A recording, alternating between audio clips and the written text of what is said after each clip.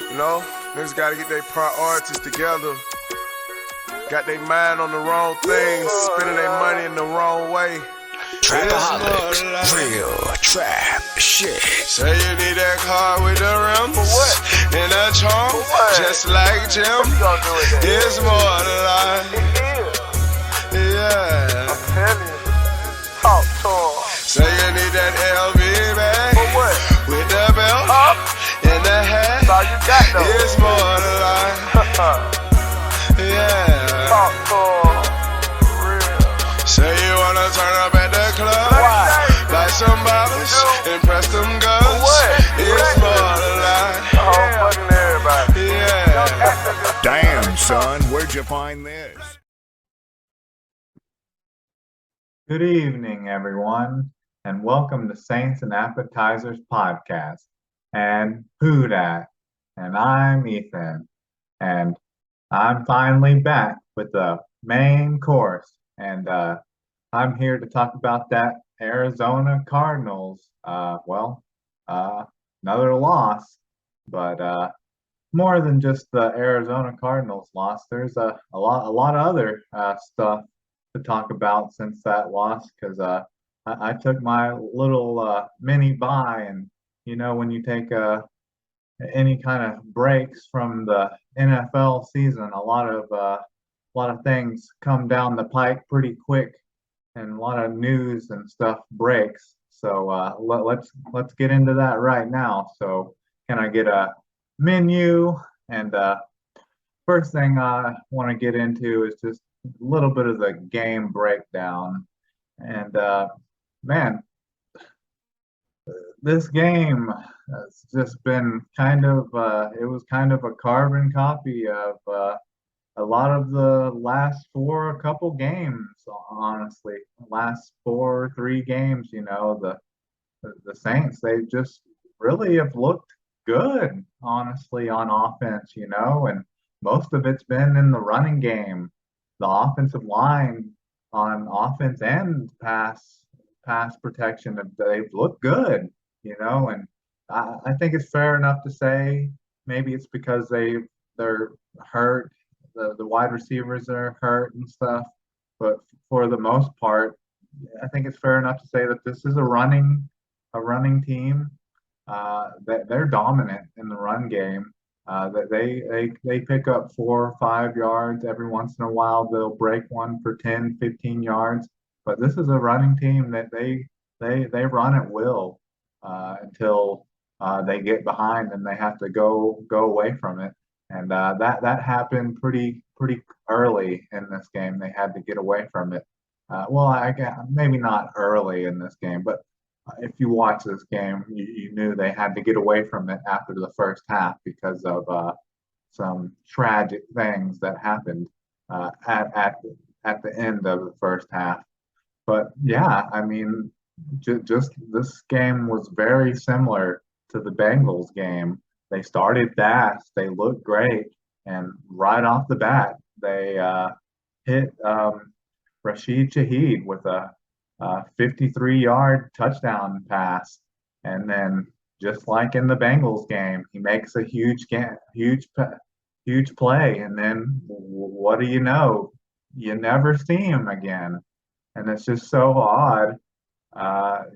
There's nothing. There's no jet sweeps. There's no like bubble screens. No other like play action pass, deep shots to him. Nothing to really get him involved. I just saw something earlier today in like an interview with Dennis Allen saying that there was plays and stuff to try to get him involved, but I guess the Cardinals defense dictated to where they didn't allow it to where they couldn't use him. That just sounds. I just don't believe that. You're telling me that you couldn't have got another attempt at a jet sweep with him or another deep shot with him or some kind of bubble screen or something. Just try it. Maybe Rashid Shaheed's a little bit too young and inexperienced to get him too integrated in the offense. But I just he's obviously clearly it's pretty clear that he's already one of your biggest playmakers, and this is just what his second game, and he's already has 2 touchdowns, which that's more than Alvin Kamara has all season. Alvin Kamara doesn't even have a touchdown on the season yet, so it's just ridiculous that he doesn't have a touchdown yet. But so they get that. They start out, take the lead right off the bat, and then Arizona gets the ball, and the defense somewhat shows up and does the whole bend but don't break, the whole bend but don't break moniker, and kind of similar to the Bengals game. They look kind of okay to start the game, but yeah, they give up yards, but just give up a field goal, and then the Saints, they get the ball back, and once again they just march right down the field. But the thing that is just killing me about this offense, once they get into the red zone, it's almost better if they score before they get into the red zone. But what kills me when they get in the red zone, and what kills me in general about this offense, is where is the play action? Where is the play action? I would love to see some play action on first down when they get into the red zone, like a play action to Mark Ingram, play action to Alvin Kamara on first down. You can't tell me that someone would not be wide open off of something like that, and you never see that. And just because of how you have to believe with how good they're running the ball, play action on first down, it would have to leave someone wide open, or a play action boot on first down in the red zone. Like, you cannot tell me a tight end, Juwan Johnson, or someone else. I'll get to Juwan Johnson here later. Wouldn't be wide open. It's always this run on first down, pass on second down, 3 and out, maybe get sacked or get a penalty, and then it's 3rd and long in the red zone, and then what do you know? They're kicking a field goal. But in this situation, you probably saw one of Andy Dalton's worst throws of his time starting, and they end up the Cardinals end up getting the touchback and getting the ball at the 20-yard line instead. And then they go march down the field and end up just luckily, like I said, the defense, just like in the Cincinnati game, started out the game playing decent, like I said, kind of bend but don't rank, and luckily just held them to another field goal. But they should have had at least 3 points right there. Still should have just been 10-3, because they were talking a lot about how the Cardinals had barely had a lead at all year. I can't remember how long it had been, but only for I want to say just like a few minutes all year that the Cardinals had a lead and had really struggled from playing from behind, and that was just you had to. It would have been great to just increase your lead with how the Cardinals had played, and that was a really missed opportunity. Whether it was just 3 points, but with how good the Saints have been moving the ball lately, it was just awful. Awful how terrible they've been in the red zone is just so disappointing. Like, anytime they get down in the red zone like that, they have to score. It's just maddening. But anyways, then they get the ball back, and I'm trying to think if this was this the drive where they moved it.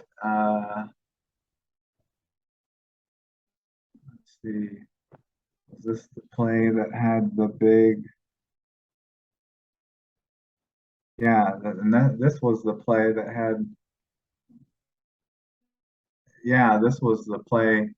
This was the drive that have Kevin White. Kevin White made what, like his second catch uh, in his career as a Saint, and he made a 64-yard uh, catch down the sidelines and tiptoed the sidelines, giving Saints flashbacks of the Denver Broncos game in 2016 when Will Lutz had a field goal block that was returned for a touchdown with the white shoe game on the sidelines. And hell, that was probably the only play of the night that actually went the Saints' way. And that I think this and that it actually led to a score, and that was like the only third down red zone attempt that I can remember since Andy Dalton's been quarterback that was converted, and that was like one of the few times I can remember Taysom Hill's been used in the red zone. I think that was about the only time he's been used in the red zone. He was used in the red zone in this game because he only had 3 carries in this game, 3 carries for 9 yards in this game, and he only had 2 pass attempts, but they went for 48 yards. But they did mention in this game, the commentators did mention that he's been getting his ribs shot up to numb them and stuff. So he had broken ribs, I guess, prior to the start of the season. He injured them in preseason. He had broken ribs. So I think that did lead back to something I mentioned, that he got shook up on that hit by Eli Apple in the game against the Bengals, because after that hit in the Bengals game, you never really saw him ever again. So I think he's dealing with that. So I think that's something to note, that he must still be dealing with those injured ribs or broken ribs or something. So it's really disappointing that he had the big game against the Seahawks, and then that just seems kind of like it's been kind of like a aberration game. But he had that screen for a touchdown, 1 yard, 1 catch for 3 yards and a touchdown on that screen. But that was really the biggest play he had, besides the 2 passes for 48 yards. But yeah, they capped that off and took the 14-point lead, and then it was pretty much all downhill from there, because for the Cardinals were able to tie things up off of a play that should have never happened. They scored their touchdown, and then the 2-point conversion originally they didn't get, but got a second chance out of it due to a holding call. And then when they scored it originally, it looked like it was fumbled, and then on a review, I think it was Tony Corrente was saying that the running back blocked low outside the tight end block zone box, the tight end box, which that's illegal. So that should have been like a 10-yard or 15-yard unsportsmanlike conduct. So that should have came back, and I imagine if that would have came back 15 yards, then the Cardinals would have just kicked a field goal, making it 14-13.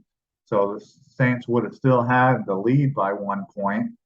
And then, of course, we all know what happened after that, when Andy Dalton and the Saints were going to try to attempt to go on a 2-minute drive there at the half. They converted like 1 first down, and then on the next first down, a ball goes right off of Callaway's hands, pops up in the air, and goes for a pick six. And yeah, then the Cardinals take the lead 21 to 14, and then the Saints come back on the field and just an awful throw. I guess people can say that Andy Dalton was getting hit as he threw, and then that's leads to another pick six, and then just in a flash, it's 28 to 14 by the Cardinals, and it just once again it's just a snowball effect of bad luck that the Saints have had in these games. It's like it's just like the end of the Bengals game with the bad punt, the 3-and-out, the shanked punt, on the first play a 60-yard touchdown. Like these are things that you would see in like a movie. Like you couldn't make this kind of stuff up. And like pretty much like when I was watching that stuff, when I watched that stuff play out, like really on the Callaway pick six, I pretty much said the game was over after that. And then the second one happened. I was like, I can barely, I could barely force myself to watch the rest of the game after that. But you know, I'm not a fair weather fan, so I did. But hey, if nothing else, I respect the Saints' resiliency to stay in the game because they still did. They still continued to fight and score, and that's kind of what I want to get into here about the few bright spots of this game because I already mentioned Rashid Shaheed. He had his one catch for 53 yards, and then even Kevin White had his one catch for 64 yards. But I think we kind of know Kevin White. I think we already know his ceiling. I don't think he has the potential that Rashid Shaheed has, and Rashid Shaheed had a touchdown on that catch as well. But on defense, the defense was just decimated, and it got even worse when Bradley Roby literally stepped on another defender's foot, tripped over his own foot, and went out. But Alontae Taylor, the rookie that was coming back from a sprained knee, looked really good in this game. He was matched up with DeAndre Hopkins the majority of the night, and I think he only had like 2 passes completed on him for about 20 yards, but he did give up one big catch by DeAndre Hopkins for like 17 yards. And he had, I think he had 3 solo tackles, and I'm surprised he didn't have one pass deflection because there was one deep shot up the sidelines that he was like all over DeAndre Hopkins. I'm surprised that didn't go in the stat sheet as a pass deflection. And then on another pass into the end zone on one play, he drew actually an offensive pass interference. Like with how decimated the secondary was, he was one of the few bright spots of the entire defense, honestly. And then on offense, besides Kevin White and Rashid Shaheed, when they were battling back in the second half, Juwan Johnson looked really good as well. He on his first touchdown, he had a 17-yard touchdown that he took up the sidelines and scored, broke like a tackle and scored like a touchdown. And then he had like a jump ball for another touchdown in the red zone. And he had a total of 5 catches for 32 yards. So, and that was on 5 targets, caught all 5 of his targets. So Juwan Johnson looked good as well. He didn't become disconnected even during a blowout. So, I mean, really, this game really was for, I gotta respect this team's grit. Even though they played bad in the first half, and um, I mean they basically did get blown out. I mean they continued to fight. You know, they easily could have laid down and got blown out 20-50. You know, can't really say they that the defense can just magically fix itself, you know, and not allow 42 points. And maybe you could say the only reason they scored the points at all and that it was garbage points is that the Arizona Cardinals were playing prevent, but that they scored any more points at all after uh, how the first half went is still impressive. So you got to respect the the way that they continued to fight, and there's still a little bit of a glimmer of hope there.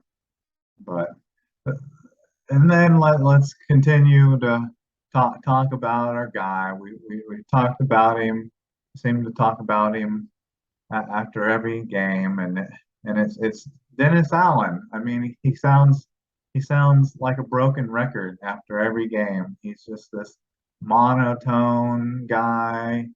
Uh, we just need to clean up things. I saw a few good things. There's just some things to work on.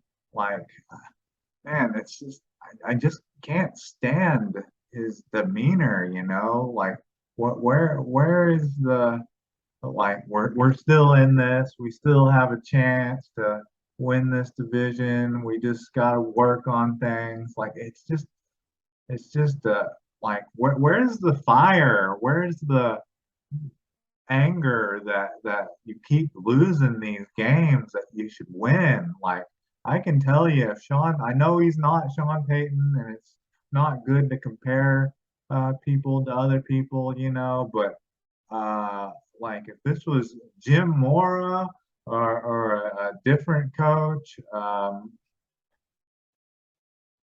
I can tell you they wouldn't be saying this stuff week after week, losing the same games in the same fashion. I think they would be showing a little bit more of emotion instead of just saying we need to clean up things. I see the light at the tunnel. We just need to work on this. You can't just magically fix missed tackling, poor tackling. Well, you need to, because before you know it, you're gonna have 8, 9 losses on the season. There's no way you're gonna be able to make the playoffs. I can tell you, Bill Parcells wouldn't be uh, putting up with this kind of stuff. He probably wouldn't even want to talk to the media after losing multiple games in this fashion. But there's only one thing that keeps a glimmer of hope that they can still make the playoffs. And you know what that is? That's because the NFC South it is looking like the NFC East from last year. The NFC South is just a complete dumpster fire this season. With the way Tom Brady looks like he's completely fallen off the cliff. He looks like Drew Brees in his last season. He looks like Ben Roethlisberger in his last season. He looks like Peyton Manning in his last season. He looks like he's finally fallen off the cliff like those guys, or at least he's looking like he's getting very close. And that's what's keeping the Saints alive, because the Saints, even though how the standings are, the Saints may be last in the division because they lost to Carolina, so they're 2-5. Carolina's 2-5, but Tampa Bay's 3-4, and the Falcons are 3-4. But they're just one game, literally one game out of being all tied up and first in the division. So they're just right there. And hell, I was pretty much disconnected with even the NFL altogether before Sunday when the Bucks lost to the Panthers 21-3 and the Falcons lost to the Bengals 35-17. But hell, I'm right back into it. I believe they have just as good a chance of making the playoffs as any of these teams in the NFC South now. So they just need to get their players healthy, and I think Dennis Allen just needs to show some fire. I just don't know how any of the players in the locker room or anyone in the coaching staff on the coaching staff can respect that kind of demeanor, and just the being a broken record can respect that, you know. But on to this. This is not, I guess, not directly Saints related, but it kind of goes back to the NFC itself. But Mike Evans, I guess I guess it is kind of Saints related because he's Marshawn Lattimore's son. Uh, but Marshawn Lattimore's son, Mike Evans, signing autographs for referees.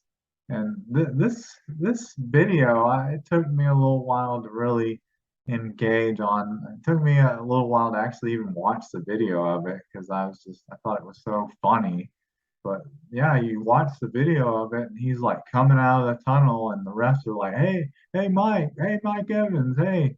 And hell, that's not even like the thing that really bothered me the worst is hell, even when the refs are like going up to him, hell, there's a couple like Buccaneers players like patting the refs on the back and stuff, and then he stops and he's signing something for them, and yeah, so you see that video that looks very suspicious, but then okay, that comes out, and then what, a day, maybe a day, maybe what, 1 day, 2 days later, the NFL is just like, oh, it's nothing.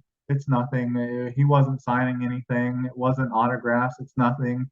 Uh, Nothing to worry about. It's just crazy that they go through that investigation like in 1 day and disregard it as anything. That's what makes me so mad about that thing, that whole ordeal, that whole video. Because I guarantee you, if that was a Saints player doing that, if that was Michael Thomas that was doing that, or Alvin Kamara doing that, that investigation would take more than 1 day to go over, and the ruling for that, man, Alvin Kamara or Michael Thomas, man, they'd get suspended for the entire year, and they would take a first round pick away from the Saints for that. And if it was, say, the Saints won that game in what was that, week 2 against the Buccaneers, man,